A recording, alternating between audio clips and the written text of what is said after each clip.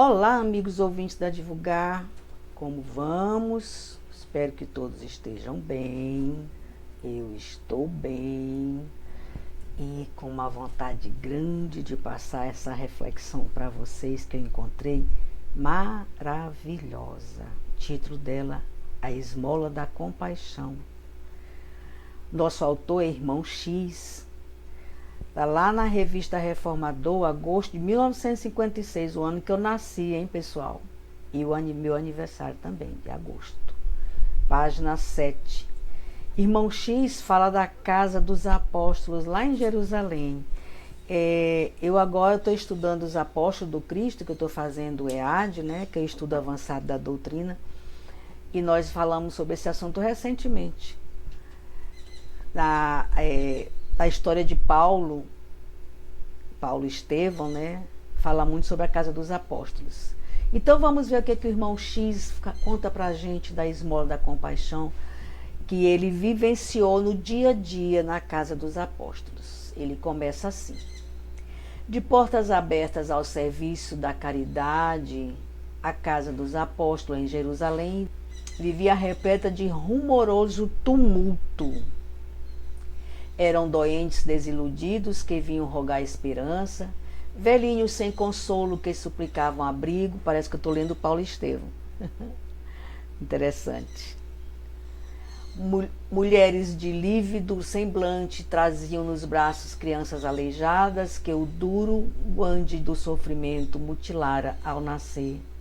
E de quando em quando grupos de irmãos generosos chegavam da via pública, acompanhando alienados mentais para que ali recolhessem o benefício da prece. Então, na casa dos apóstolos, além deles abrigarem, socorrer, alimentar materialmente, dar abrigo ao corpo, à matéria, eles alimentavam com a prece, alimentavam o espírito, né, a alma, porque nós precisamos alimentar a matéria, mas não podemos esquecer de alimentar o espírito, né? Continuando. Numa sala pequena, Simão Pedro atendia prestimoso. Fosse, porém, pelo cansaço físico, pelas desilusões, auridas ao contato com as hipocrisias do mundo, o antigo pescador acusava irritação e fadiga a se expressarem nas exclamações de amargura que não mais podia conter. Ele atendia a quem os procurava, mas ele dava uns puxãozinhos de orelha quem chegava lá reclamando do que estava passando. Eles precisavam ser socorridos, precisavam ser atendidos, mas necessitavam de vivenciar aquele sofrimento sem murmúrio, como diz uma amiga minha.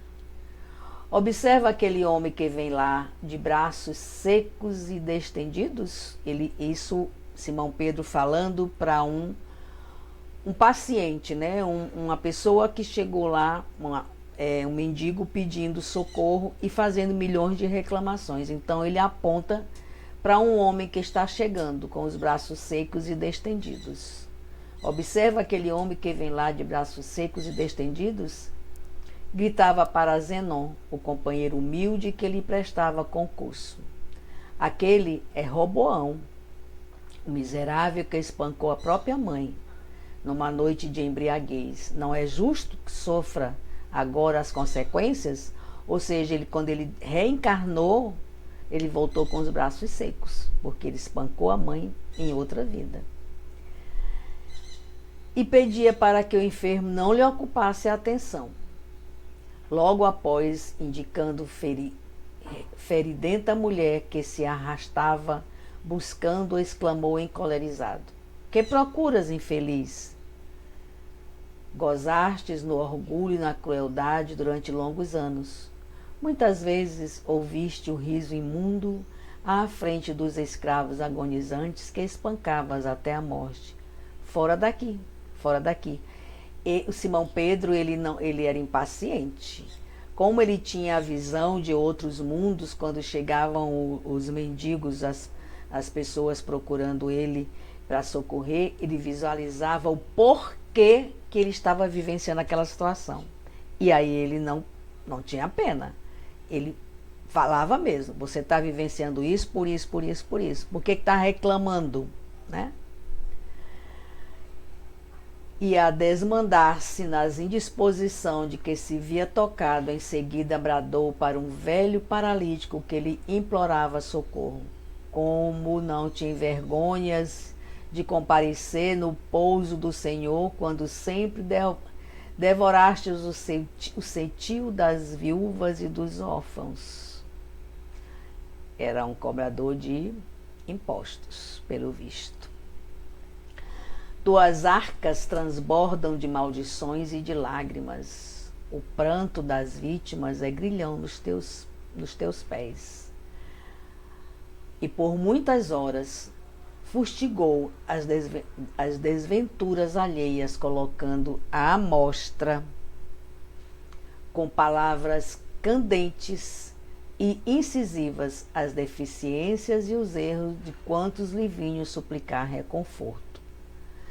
Todavia, quando o sol desaparecera distante e a névoa crepuscular invadira o suave refúgio, modesto viajante penetrou o estreito cenáculo, exibindo nas mãos largas nodas sanguinolentas. O viajante chegou lá com as mãos cheias de sangue. Do compartimento agora vazio, apenas o velho pescador se dispunha à retirada, suarento e abatido. O recém-vindo silencioso aproximou-se sutil e tocou docemente. O conturbado discípulo do Evangelho só assim se lhe deu atenção, clamando, porém, impossível. Ele era bem zangadinho, Simão Pedro, né? Ele era bem desaforadinho. Mas aqui, né, se fazia necessário contar essa passagem para que se entenda o que é a esmola da compaixão. Porque Simão Pedro, ele dava esmola, mas ele não tinha compaixão. Ele atendia os necessitados, mas ele jogava na cara, ele passava carão, ele lembrava por que ele estava sofrendo, né? Ele era bem zangadinho, bem turrão. E aí chega esse senhor, esse viajante com as mãos sanguinolentas, né? E toca no Simão Pedro. E ele fala: quem és tu que chegas a esta hora, quando o dia de trabalho já terminou? E porque o desconhecido não respondesse, insistiu com reflexão de censura: havia-te, sem demora, diz depressa que vens. Nesse instante, porém, deteve-se a contemplar as rosas de sangue que desabotoavam naquelas mãos belas e finas. Fitou os pés descalços, dos quais transpareciam ainda vivos os rubros sinais dos cravos da cruz, e ansioso encontrou no estranho peregrino o olhar que refletia o fulgor das estrelas. Jesus apareceu para ele, mostrou as mãos cheias de sangue, mostrou os pés com os sinais dos cravos, né? E Jesus veio explicar para Simão Pedro que a maneira como ele estava cuidando dos que o procuravam não estava correto. Ele ajudava, mas ele espezinhava, ele humilhava, né? Continuando. Perplexo e desfalecente, compreendeu que se achava diante do Mestre. E, ajoelhando-se em lágrimas, gemeu aflito: Senhor, Senhor, que pretendes do teu servo? Foi então que Jesus, redivivo, afagou-lhe a atormentada cabeça e falou em voz triste: Pedro, lembra-te de que não fomos chamados para socorrer as almas puras. Venho rogar-te a caridade do silêncio quando não possas auxiliar. Suplico-te para os filhos de minha esperança a esmola da compaixão. Que nós vimos aqui no início que Simão Pedro ele vivia na casa dos apóstolos, né? Ele recebia os peregrinos Mas ele tratava mal, com rispidez, jogava na cara, você fez isso, você fez aquilo, por que você está reclamando, por que você veio pedir socorro, né? E aí Jesus aparece para ele e diz, não é por aí. Se tu não pode ajudar, não pode auxiliar, silencia. E se podes auxiliar, auxilia sem humilhação, com compaixão. Né?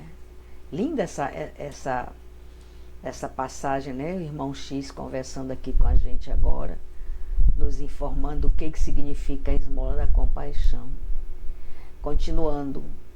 O rude, mas amoroso pescador de Cafarnaum mergulhou a face nas mãos calosas para enxugar o pranto copioso e sincero. Caiu em si, né? E quando ergueu de novo os olhos para abraçar o visitante querido, no aposento isolado somente havia a sombra da noite que avançava de leve. Jesus já tinha ido. Ele veio só deixar o recado, ele veio só alertar. Simão Pedro, não é por aí. Nós te demos essa oportunidade de estar aqui na casa dos apóstolos, né? Na casa dos apóstolos em Jerusalém, na casa do caminho, né? Para receber os de seus irmãos. Não importa o que eles fizeram no passado, no presente ou no pretérito, não interessa. Eles vieram pedir socorro e você precisa socorrer com compaixão. Porque até hoje nós somos assim. Muitas das vezes, um familiar precisa de ajuda, a gente joga na cara. Ó, eu vou te fazer isso assim, assim, assim, mas tu te lembra que tu fez isso, isso e isso. Tu tá assim porque tu escolheu esse caminho. Tu é assim porque tu queres, né? Porque tu perdeu as oportunidades. Nós fazemos isso muito. A gente ajuda, a gente socorre, mas a gente dá uma ferroada, a gente dá uma espizinhada, a gente dá uma humilhadazinha aqui para o cara se tocar. Tá errado. Tá errado.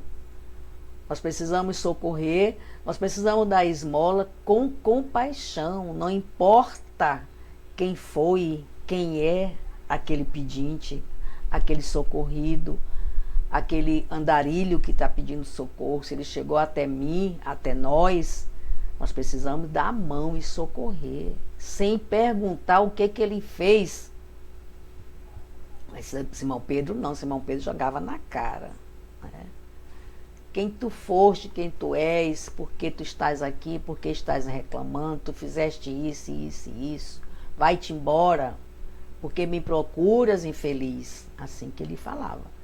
Aí Jesus chegou com as mãos cheias de sangue, né? O sangue do justo, os pés mostrando o cravo onde passaram os pregos, e falou para ele, não foi para isso que eu te coloquei aqui, não foi para isso que eu te trouxe para cá, que eu te dei essa autonomia, eu te dei essa oportunidade de ajudar os seus irmãos. Você precisa fazer com compaixão. Que nós aprendamos com essa reflexão, ter compaixão, principalmente dos nossos entes mais próximos, que a gente costuma dar com a mão e meter a faca com a outra. Né? Ou então de, não, te vira, tu fez teu angu, tu come só, porque meu angu eu como sozinho. Isso aí foi criação tua, foi ideia tua, agora tu vai te ferrar. Quero nem saber. Assim que a gente faz. É isso, então nós vamos agora fazer o comentário do nosso editor da divulgar.net. Ele fala assim: para a doutrina espírita, a compaixão é o sentimento que nos leva a ajudar o próximo, a aliviar o sofrimento alheio e a praticar a caridade de forma desinteressada. A prática da esmola da compaixão está fundamentada nos ensinamentos de Allan Kardec, o codificador da doutrina espírita. Segundo Kardec, a compaixão é uma das virtudes mais nobres que um ser humano pode cultivar, pois nos permite exercitar a empatia, a solidariedade e a bondade para com o próximo. Na doutrina espírita, a prática da esmola da compaixão é vista como uma forma de evolução espiritual, pois ao ajudar o próximo, estamos também ajudando a nós mesmos, elevando nossas vibrações e fortalecendo nossos laços com o mundo espiritual. A gente tem consciência disso, que quando a gente faz o bem maior é para nós. Quando eu ajudo um irmão, a ajuda maior é para mim. Além disso, a doutrina espírita enfatiza a importância de praticar a esmola da compaixão, de forma desinteressada, ou seja, sem esperar nada em troca. Nenhum muito obrigado a gente precisa esperar. Nenhuma bater palmas a gente não precisa. A gente faz o trabalho e vai embora. A caridade genuína é aquela que é feita sem segundas intenções, apenas com o objetivo de aliviar o sofrimento alheio e promover o bem-estar do próximo. Essa é a verdadeira caridade da compaixão. Aliviar o sofrimento alheio e promover o bem-estar do próximo. Mas a gente costuma fazer as nossas benfeitorias, aí fulano nem me agradece, na próxima vez que ele vier eu não vou mais atender ele não. Não é assim que a gente faz? Jesus não ensina isso, irmão X também não ensina isso, Emmanuel também não ensina isso. O Evangelho segundo o Espírito não ensina isso. Ele ensina praticar a esmola sem esperar nada em troca, que o nosso objetivo é aliviar o sofrimento alheio e promover o bem-estar do próximo.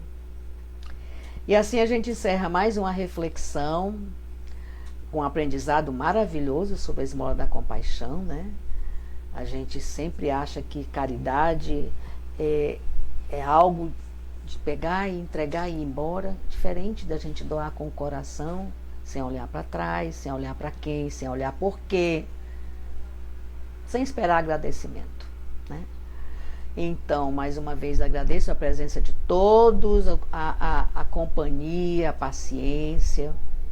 Não deixe de dar o like, fazer comentários, fazer críticas e solicitar também, por que não, títulos para que a gente busque, para a gente enriquecer aqui o nosso crescimento espiritual. Afinal de contas, a doutrina, ela é consoladora para todos nós. Fiquem todos na paz do Cristo. Wanda Barros, para divulgar.net. Até a próxima.